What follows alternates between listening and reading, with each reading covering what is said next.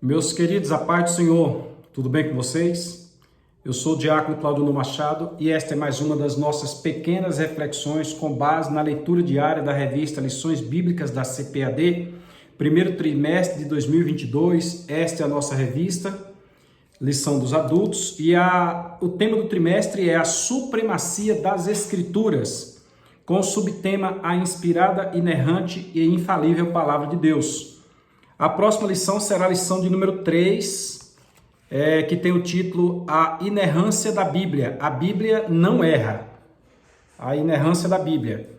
E a leitura diária de hoje, terça-feira, está no livro dos Salmos, no Salmo de número 119, no versículo 160. Salmo 119, versículo 160. E a epígrafe aqui diz: as Escrituras Sagradas atestam a verdade divina. As Escrituras Sagradas atestam a verdade divina. Vamos ver o que diz o verso 160. Assim está escrito na versão Almeida Revista e Corrigida, fazendo uso da Bíblia de Estudo Pentecostal. Diz assim: a tua palavra é a verdade desde o princípio. A tua palavra é a verdade desde o princípio. E cada um dos teus juízos dura para sempre. Olha que coisa interessante. Um versículo desse traz uma verdade tão profunda, traz uma implicação tão grande. A tua palavra é a verdade desde o princípio. E cada um dos teus juízos, tudo que foi dito, cada um dos teus juízos, dura para sempre. O salmista escreveu isso no maior salmo da Bíblia, que é o 119, talvez sem ter a noção do que estava dizendo, porque trata-se de uma inspiração e eu tenho que entender que quem escreveu não é divino, quem escreveu é humano, a inspiração é divina.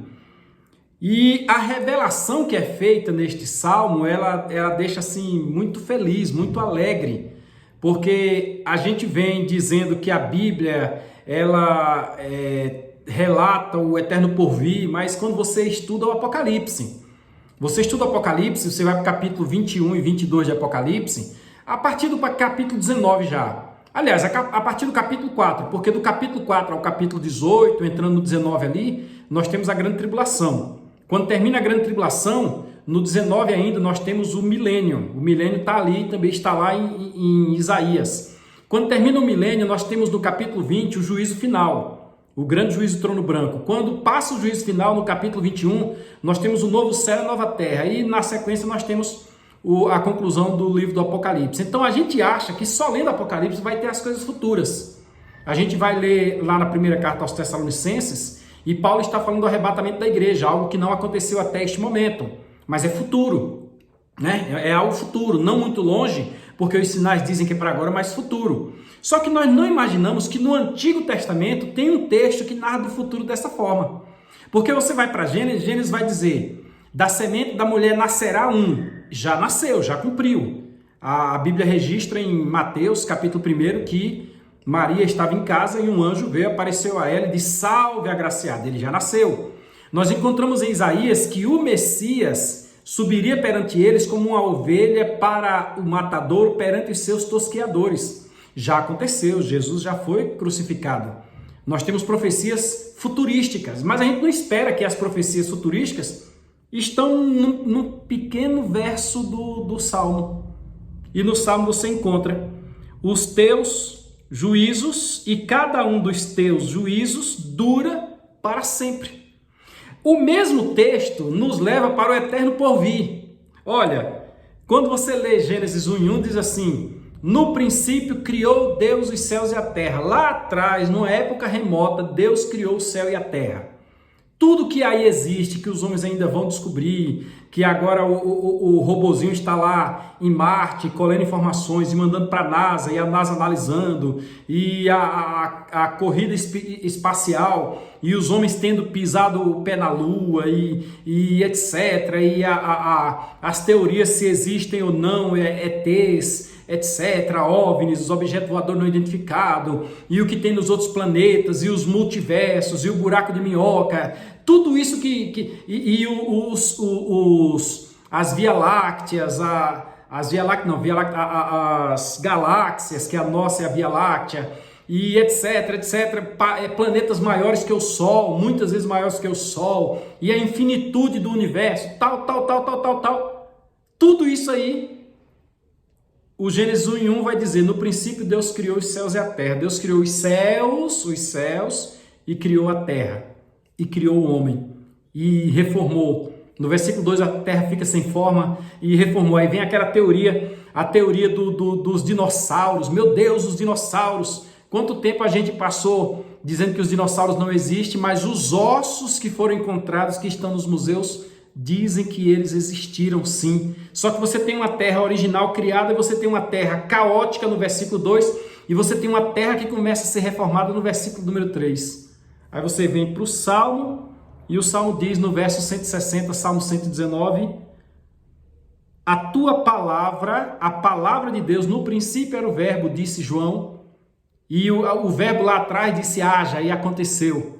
E o verbo era Deus, e o verbo estava com Deus, ele estava no princípio com Deus, tudo o que foi feito por ele, sem ele nada do que foi feito se fez, a palavra. Aí o texto diz, a tua palavra é a verdade desde o princípio. Eu lembro que na faculdade o professor trouxe a ideia da teoria do mito. Aí ele começou a contar o mito. Aí ele contou o mito da criação do mundo em 7 dias. Contou outros mitos, o mito de Adão e Eva. Ele contou um bocado de mito. Aí ele, para poder fundamentar, fechou com a mitologia grega. E o Hércules, e etc. Só que o que para eles é mito, para nós, segundo a Bíblia Sagrada, é a verdade. E já foi dito que nenhuma das partes da Escritura foi produzida por interesse algum de quem quer que tenha sido seu escritor, profeta ou não. Ela foi inspirada por Deus. Toda a Bíblia plenariamente é inspirada. E agora, quando nós tratamos sobre a inerrância das Escrituras, nós temos um versículo extraordinário desse que diz, ponto final. A tua palavra é a verdade desde o princípio. Os homens com a vida parca, limitada de 70, 60 anos, 100 anos, se alguém vive muito aí, como Oscar Niemeyer, parece que viveu 102 anos, vai discutir com o autor do universo, o autor da Bíblia que programou o universo desde o eterno passado? A tua palavra é a verdade desde o princípio. E cada um dos teus juízos, tudo que Deus falou, que permanece até hoje, ninguém nunca tirou nada, tem teorias que não se comprovam. Tudo que Deus falou, ou todos os seus juízos, cada um deles dura para sempre.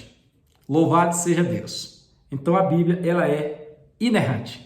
Domingo na escola dominical tem mais. Você vai aprender sobre coisas que a Bíblia predisse.